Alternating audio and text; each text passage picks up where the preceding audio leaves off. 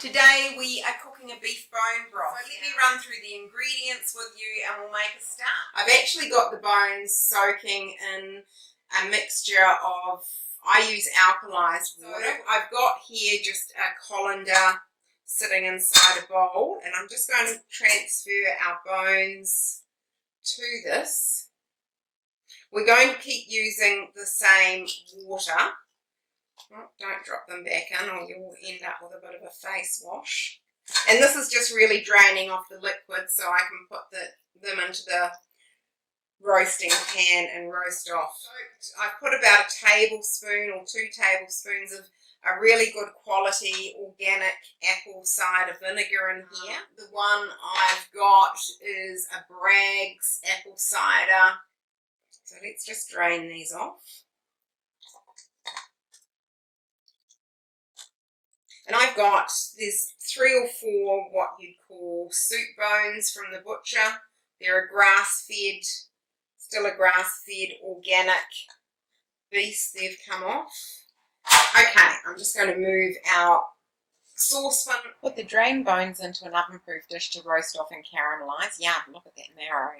Now we can add our vegetables.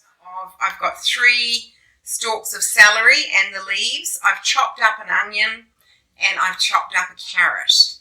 And I'm also going to just put those in. The other ingredients I'm adding are a few sprigs of Italian parsley, 3 bay leaves, some peppercorns and 3 cloves of garlic. Don't add these yet, they'll be going in later. And I'm just going to pop that into our oven now to roast off for about 20 minutes.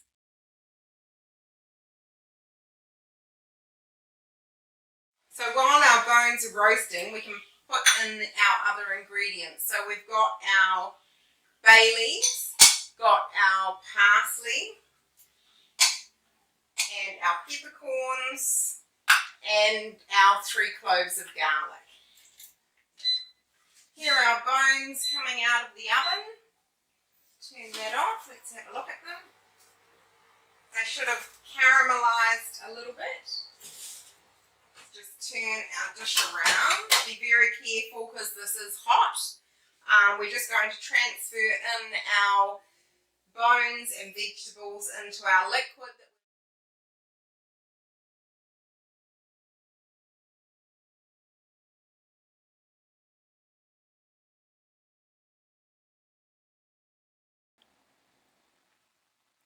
So we'll put the rest of our veggies in there, get a scraper and just scrape all those juices in so we don't miss anything. And then we're just going to top it up with water and make sure our bones are covered before we apply some heat to it. I'm going to start off at a higher heat because I actually want it to come up to the boil, and then we're going to scrape off any scum that rises to the top.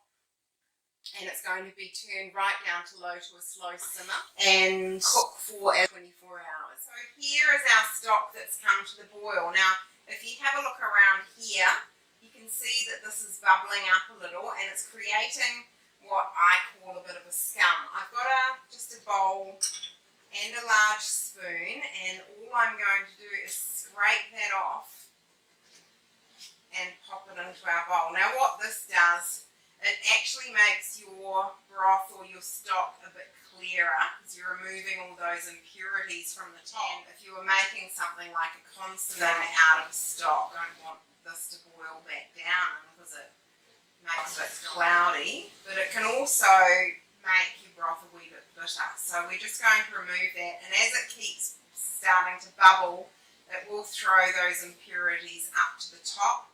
I don't worry so much about the fat because when we're cooling this later on, the fat will solidify on top. So that's also easily removed later. But this is the main thing that we want to take out. Obviously, as you take stuff out, it's going to reduce your liquid level in there. Now I've got my water, which is our alkalized water that I use, and I'm just going to top that up. So this is the process we're going to be using, and I'm just going to keep skimming that, and then we're going to turn it to our lowest setting. You still want to see that it's bubbling just at a really low simmer, and then it's really just going to, once we've removed these impurities after 10 minutes or so, there's really not much more you need to do to it apart from topping it up with water. Here's our lovely beef bone broth. Now this has been cooking for 24 hours now. You can see I've kept the water level up, and we're just going to drain it and cool it down. It's a beautiful rich colour. So let's move it and start putting it into containers.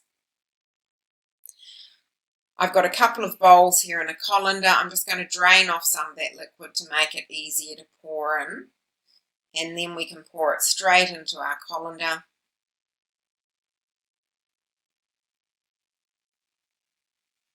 We're going to get approximately 6 litres out of this, which is a good amount to freeze down.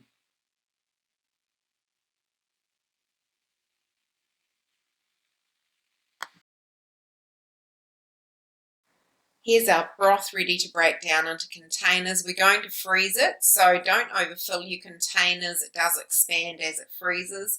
It's easier to cool down when you break it down into smaller containers, so we can do that and then pop it in the fridge or the freezer. Thanks for joining us on Jo's Kitchen Capers today. Hope you've enjoyed our first video. If you'd like to give us a big thumbs up or subscribe to our channel or leave a comment below, please do so, and we'll see you next time on Jo's Kitchen Capers. Have a good day. Bye.